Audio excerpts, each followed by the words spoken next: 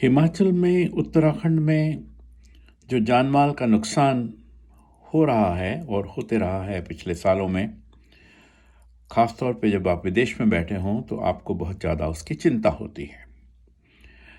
अब कोई जनरलाइजेशन करना कि ये क्यों हो रहा है, ये वैज्ञानिक तौर पे किसी भी, ख़ास तौर पे जियोलॉजिस्ट के लिए संभव नहीं है और ठीक भी नहीं है। पर मोटी मोटी दो बातें। क्लाइमेट चेंज का इफ़ेक्ट, कहने को हम कह दें साहब क्लाइमेट चेंज है, बहुत हो रहा है तो इसलिए क्लाउड बर्स्ट हो रहा है, पर क्लाउड बर्स्ट होते रहा है और होते रहेगा। मुद्दा यह है जो हमारी बस्तियां बसी हैं वो रिवर चैनल्स में बसी हैं बहुत ज़्यादा, और रिवर चैनल्स में या जहाँ से पानी के बहने का ज़्यादा चांस होता है उसमें ज़्यादा बसी हैं। तो जब भी कभी कोई फ्लैश फ्लड आता है या क्लाउड बर्स्ट होता है, जो धड़ाम से ढेर सारा पानी आता है, तो अगर आप पानी के रास्ते में रहते हैं और आपने पूरी बसावट पानी के रास्ते में की है तो दोष पानी का नहीं है, आपका है। पानी हजारों, लाखों, करोड़ों सालों से इसी तरह से आता है, आता रहेगा। हमारी कुछ जनसंख्या बढ़ गई, कुछ लालच बढ़ गया और हर चीज जो गलत है वो बढ़ गई। हमने पेड़ काटे काटे, पेड़ इतने काटे, करोड़ों पेड़ काटे, हर बहाने से पेड़ काटे, कस्में पेड़ों की खाई, चिपटे पेड़ों के साथ चिपको आंदोलन चलाया, पर मन से हम, जो हमारी पुरानी सभ्यता है, जो हमारी कल्चर है, उसको, शांति पाठ है जो हमारा, सवेरे शाम हम वनस्पति में शांति हो बोलते हैं, पर्यावरण में शांति हो बोलते हैं, वायुमंडल में शांति हो बोलते हैं, हम कहते हैं, करते नहीं। जहां तक सरकार की बात है, सरकार भूवैज्ञानिकों को सीरियसली नहीं लेती, उनसे नहीं पूछती, और वैसे भी भूविज्ञान की पढ़ाई सीरियसली नहीं कराती, ना फॉर्मली ना इनफॉर्मली। अक्रॉस द कंट्री सरकारों को अपने लोकल मीडियम से स्कूल के बच्चों को सीरियसली भूविज्ञान की पढ़ाई करवानी चाहिए, पर्यावरण के विज्ञान की पढ़ाई सीरियसली प्रैक्टिकल तरीके से करवानी चाहिए। और क्योंकि बहुत बड़ी संख्या ऐसे एडल्ट्स की है जो फैसले लेते हैं और सरकार के फैसलों को भी as a voter, as a pressure group influence कर सकते हैं, उनको भी भूविज्ञान की पढ़ाई इनफॉर्मल तरीके से करवा के उनको एक नागरिक भूविज्ञानिक के रूप में खड़े करना हमारे देश के लिए हमेशा के लिए फायदेमंद होगा। इसमें नुकसान का तो सवाल ही नहीं है, फायदेमंद होगा। मैं यहाँ कनाडा से बोल रहा हूँ और मेरा जो पोता है अभी 4th क्लास में जाने वाला है, और उसका पूरा जो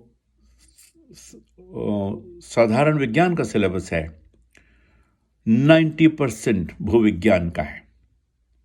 और 2-3 साल पहले से हर विकसित देश में बच्चे विज्ञान के बारे में, भूविज्ञान के बारे में, पर्यावरण के विज्ञान के बारे में, एस्ट्रोनॉमी के बारे में, पूरे यूनिवर्स के बारे में एक बहुत ही साधारण रोचक तरीके से पढ़ने लगते हैं। तो मेरा संदेश भारत को, अपने देश को यही है कि आप जियोलॉजिकल सर्वे ऑफ इंडिया को बड़ा बनाइए, बहुत बड़ा बनाइए, पूरे देश में जियोलॉजी की पढ़ाई करवाइए और लाखों करोड़ों नौकरियां जियोलॉजी की दीजिए। अभी पता लगा कि ऑयल मिला अंडमान में।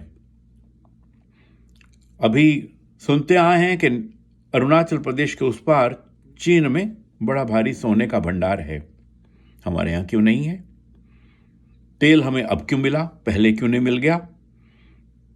क्योंकि हमारे यहाँ भूविज्ञान की संख्या कम है, भूविज्ञान की सोच ना मीडिया में है, ना राजनेताओं में है, ना हमारे एडमिनिस्ट्रेटर्स में है।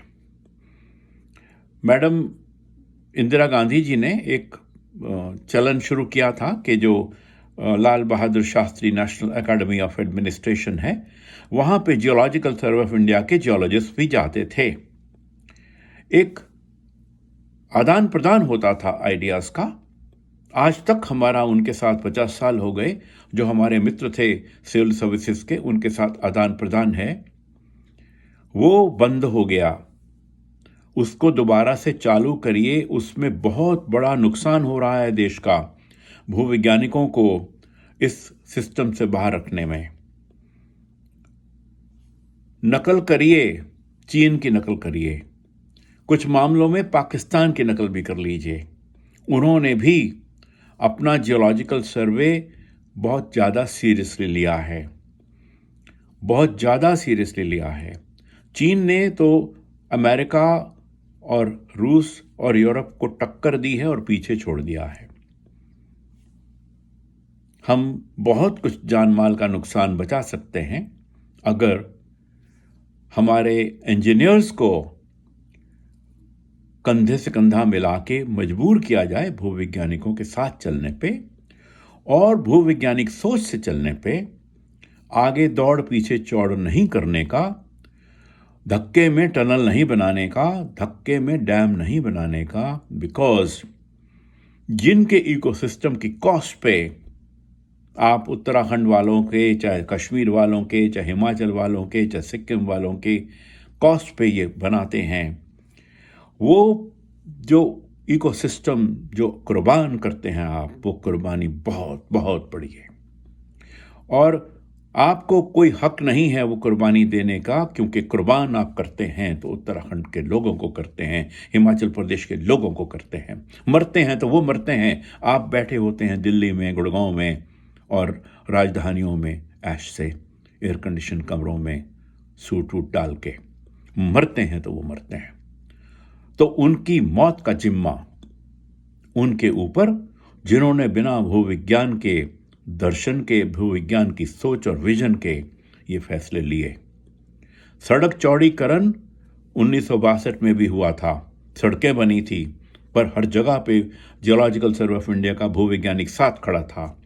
आज पूरा का पूरा जो ये चारधाम यात्रा का सड़क चौड़ीकरण हो रहा है, किसी एक जियोलॉजिस्ट का ठप्पा जरूर लगा होगा उस पर जो बन रहा है अंधा सड़क चौड़ीकरण है, बिल्कुल अंधी सोच का चौड़ीकरण है और मौत का एक बिल्कुल जिसको बोलते हैं एक माया जाल है पूरा का पूरा। मेरा संदेश हाथ जोड़ के सभी से ये है कि please never too late to be scientific in our approach to national development. Science first, development second. If we can be very cautious in our Chandrayaan, if we can be very cautious in all our space exploration and nuclear exploration, we must be much, much more conscious and cautious in our development related to geological sciences. Without this, we are going to have repeat and bigger and bitter repeat of what's going on. We can save ourselves with geoscientific caution and geoscientific approach.